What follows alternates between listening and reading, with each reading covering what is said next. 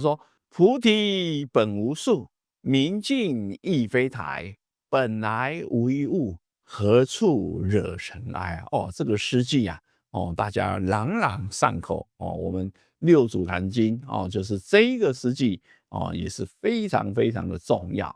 跟那个神秀的诗句做一个相对应的一个诗句菩提本无树，明镜亦非台，本来无一物，何处惹尘埃。这是我们顿教宗旨，这首句是六祖坛经的一个重点纲领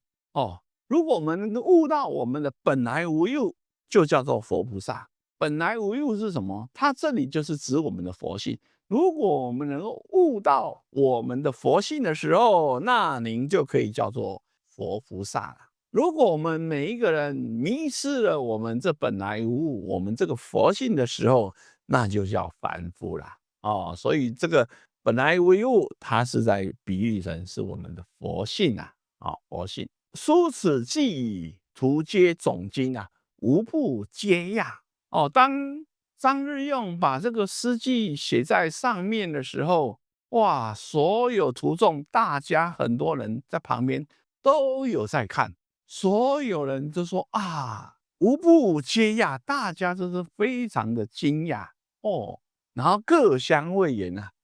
奇哉奇哉哎呀，真是奇哉我们不能以貌取人何得多时使他肉身菩萨他说哎呀，我们真的是不能以貌取人不要你说这个阁僚哇，他虽然是就是从南方来的就像是未开化的人一样何得多时才多少时间那就使他变成肉身菩萨，才何得多时才来8个多月而已虽然很多人也知道他，但很多人都不认识他，因为他在那个后面的厨房也都没有出来但是还是有很多人认识然后主见众人惊怪，主就是五祖看到大家这么惊讶，恐人害汝最重要就是说五祖在这个地方要保护慧能，所以呢他做下面的动作是为了要保护慧能的他说恐人害汝遂将鞋擦了记，曰意未见信，众以为然。你看五祖他知道怕大家会嫉妒慧能因为他还是刚来的人，所以怕其他人会害他，然后五祖就拿起他自己的鞋子，那个刚刚写的这个诗句就讲意未见信说你这个诗句也没有见信